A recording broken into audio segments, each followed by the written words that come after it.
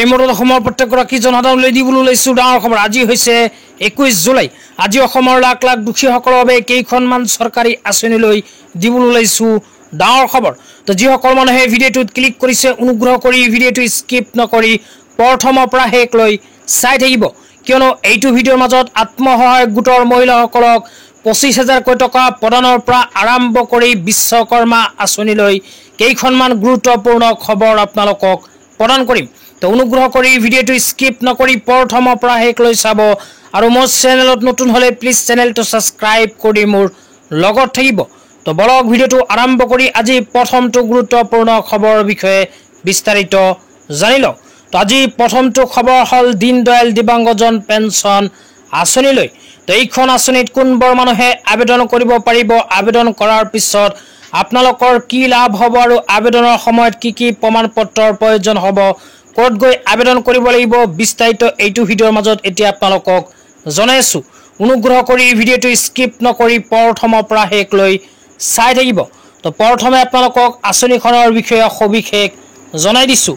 তো আঁচনিখনৰ বিষয়ে ইয়াতে কোৱা হৈছে, প্ৰতিবন্ধী ব্যক্তি আইন 1995 বৰ্তমান ইয়াৰ ঠাইত প্ৰতিবন্ধী ব্যক্তিৰ অধিকাৰ আইন 2016 মানি চলি সমাজ কল্যাণ বিভাগ অসমে বিশেষভাৱে সক্ষম ব্যক্তিসকলক সবলীকৰণৰ লক্ষ্যৰে বিভিন্ন কল্যাণমূলক আঁচনি গ্ৰহণ কৰি আহিছে, যাতে তেওঁলোকে নিজৰ অন্যান্য ক্ষমতাৰে বিভিন্ন ক্ষেত্ৰত মোকাবিলা কৰিব পাৰে। সেই হিচাপে দীনদয়াল দিব্যাংগজন পেঞ্চন আঁচনি 2018-19 বৰ্ষৰ ভিতৰত গ্ৰহণ কৰা হৈছে, যিখন সমাজ কল্যাণ বিভাগ অসমৰ অধীনত অন্যতম লাভজনক আঁচনি হিচাপে বিবেচিত হৈছে। তো ইয়াতে কোৱা অনুযায়ী অসম চৰকাৰে 2018-19 বিত্তীয় বৰ্ষত ঘোষণা কৰিছে দীনদয়াল দিব্যাংগজন পেঞ্চন আঁচনি। এইখন আঁচনিৰ জৰিয়তে প্ৰতিবন্ধী ব্যক্তি বা শাৰীৰিকভাৱে অক্ষম ব্যক্তিসকলে কৰিব পাৰিব আবেদন। তো আবেদন কৰাৰ পিছত কি লাভ হ'ব এতিয়া আপোনালোকক পোনপটীয়াকৈ জনাই দিছোঁ। তো লাভালাভৰ ভিতৰত কোৱা হৈছে, হিতাধিকাৰীয়ে মাহিলী 1,000 টকাৰ পেঞ্চন লাভ কৰিব এইখন আঁচনিৰ জৰিয়তে। তো যিসকল দিব্যাংগ ব্যক্তিয়ে এইখন আঁচনিত আবেদন কৰিব, সেইসকল দিব্যাংগ ব্যক্তিক অসম চৰকাৰে পোনপটীয়াকৈ 1,000 টকাৰ পেঞ্চন প্ৰদান কৰিব এইখন আঁচনিৰ জৰিয়তে। তেতিয়া আপোনালোকক জনাই আছোঁ আঁচনিখনত আবেদন কৰাৰ বাবে কি কি যোগ্যতাৰ প্ৰয়োজন হ'ব। তো যোগ্যতাৰ ভিতৰত 1 নম্বৰতে কোৱা হৈছে আবেদনকাৰী অসমৰ বাসিন্দা হ'ব লাগিব। 2 নম্বৰত কোৱা হৈছে আবেদনকাৰী 40% অক্ষমতাৰ অধিকাৰী আৰু তাৰ ওপৰৰ অক্ষমতাৰ প্ৰমাণ পত্ৰ থাকিব লাগিব। তো যিটো যোগ্য চৰকাৰে প্ৰদান কৰা হৈছে জিলাখনৰ স্বাস্থ্য সেৱা কৰ্তৃপক্ষৰ দ্বাৰা প্ৰদান কৰা এখন চাৰ্টিফিকেট কিন্তু থাকিব লাগিব, যিসকল দিব্যাংগ ব্যক্তিয়ে কৰিব বিচাৰে আবেদন। তাৰপিছত 3 নম্বৰত কোৱা হৈছে কোনো ধৰণৰ শিক্ষাগত অৰ্হতাৰ প্ৰয়োজন নাই এইখন আঁচনিত আবেদন কৰাৰ বাবে। 4 নম্বৰত কোৱা হৈছে বয়সৰ কোনো সীমা নাথাকিব। 5 নম্বৰত কোৱা হৈছে আবেদনকাৰীৰ হাতত যিকোনো ৰাষ্ট্ৰীয় স্বীকৃত বেংকৰ নিজা বেংক একাউণ্ট নম্বৰ থাকিব লাগিব। এইখন আঁচনিত যদি আবেদন কৰিব বিচাৰে তেন্তে এখন বেংক একাউণ্ট থকাটো বাধ্যতামূলক। তাৰপিছত কোৱা হৈছে কি কি নথি পত্ৰৰ প্ৰয়োজন হ'ব। তো নথি পত্ৰৰ ভিতৰত কোৱা হৈছে পৰিচয়ৰ প্ৰমাণ পত্ৰ হিচাপে আধাৰ কাৰ্ড, ভোটাৰ কাৰ্ড ইত্যাদি জমা দিব পাৰিব। 2 নম্বৰত কোৱা হৈছে অসমৰ ডমিচিয়েল চাৰ্টিফিকেট। 3 নম্বৰত কোৱা হৈছে যোগ্য চৰকাৰে প্ৰদান কৰা অক্ষমতাৰ প্ৰমাণ পত্ৰ। জিলাখনৰ স্বাস্থ্য সেৱা কৰ্তৃপক্ষ 40% বা তাতকৈ অধিক অক্ষমতা থকা অক্ষমতাৰ প্ৰমাণ পত্ৰৰ প্ৰয়োজন হ'ব এইখন আঁচনিত যদি কৰিব বিচাৰে আবেদন। তাৰপিছত 4 নম্বৰত কোৱা হৈছে যিসকল মানুহে এইখন আঁচনিত আবেদন কৰিব বিচাৰে সেইসকল মানুহৰ এখন বৈধ বেংক একাউণ্ট থকাটো বাধ্যতামূলক। তাৰপিছত 5 নম্বৰত কোৱা হৈছে পাছপোৰ্ট আকাৰৰ এখন ফটো। তো আবেদন কৰাৰ সময়ত এখন পাছপোৰ্ট আকাৰৰ ফটোৰ প্ৰয়োজন হ'ব। 6 নম্বৰত কোৱা হৈছে ঠিকনাৰ প্ৰমাণ পত্ৰ। ঠিকনাৰ প্ৰমাণ পত্ৰৰো প্ৰয়োজন হ'ব।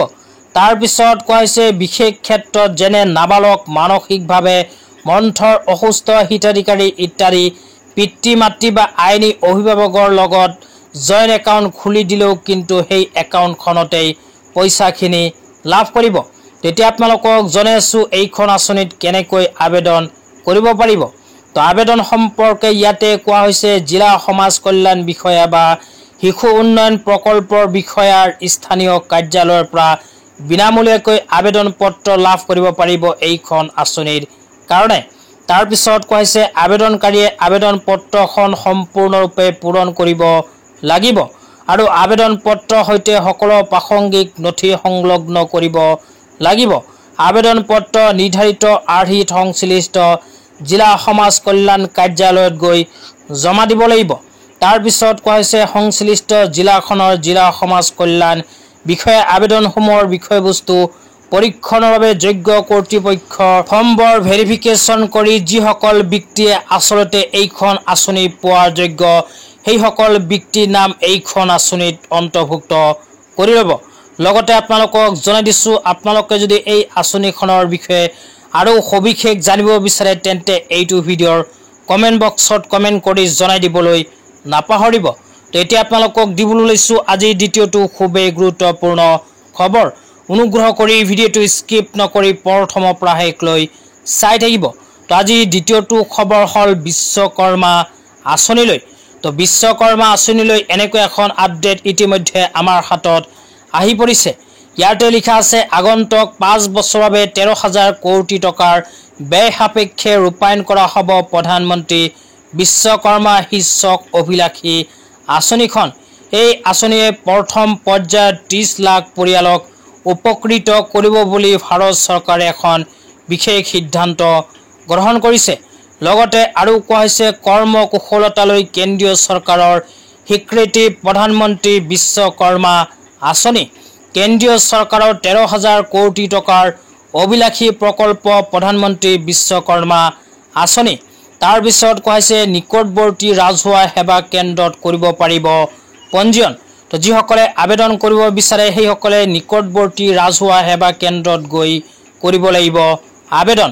হিতাধিকাৰীসকলক প্ৰধানমন্ত্ৰী বিশ্বকৰ্মা প্ৰমাণপত্ৰ আৰু পৰিচয় পত্ৰ প্ৰদান কৰা হ'ব এইখন আঁচনিত আবেদন কৰাৰ পিছত। দক্ষতা বিকাশ আৰু প্ৰশিক্ষণ প্ৰদান কৰা হ'ব প্ৰধানমন্ত্ৰী বিশ্বকৰ্মা আঁচনিৰ অধীনত। তাৰ পিছত কোৱা হৈছে যন্ত্ৰ পাতি ক্ৰয়ৰ ক্ষেত্ৰত 15,000 কোটি টকাৰ আৰ্থিক সাহায্য প্ৰদান কৰিব ভাৰত চৰকাৰে। ইয়াৰ লগতে দুটা পৰ্যায়ত 3 লাখ টকা পৰ্যন্ত ঋণ প্ৰদান কৰিব প্ৰধানমন্ত্ৰী বিশ্বকৰ্মা আঁচনিত আবেদন কৰা দুখীয়াসকলক।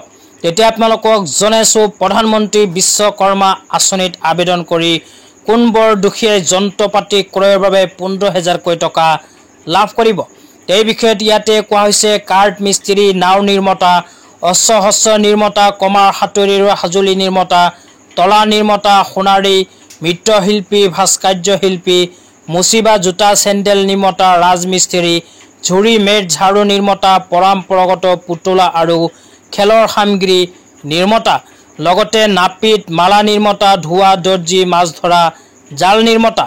এইবোৰ কামৰ লগত যিসকল দুখীয়া মানুহে জড়িত হৈ আছে সেইসকল দুখীয়া মানুহে প্ৰধানমন্ত্ৰী বিশ্বকৰ্মা আঁচনিত কৰিব পাৰিব আবেদন। তো আপোনালোকৰ প্ৰধানমন্ত্ৰী বিশ্বকৰ্মা আঁচনিৰ বিষয়ে যদি আৰু কিবা জানিব লগা আছে তেন্তে ভিডিঅ'টোৰ কমেণ্ট বক্সত কমেণ্ট কৰি জনাই দিব। তেতিয়া আপোনালোকক দিবলৈ লৈছোঁ আজিৰ তৃতীয়টো খুবেই গুৰুত্বপূৰ্ণ খবৰ।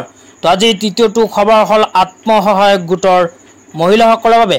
তো যিসকল আত্মসহায়ক গোটৰ মহিলাসকলে 25,000 কোটি টকাৰ RF ফাণ্ড লাভ কৰিছিল সেইসকল আত্মসহায়ক গোটৰ মহিলাই মোবাইল স্ক্ৰীনত চোৱা ধৰণে এখন ফৰ্ম ফিল আপ কৰি জমা দিব লাগিব।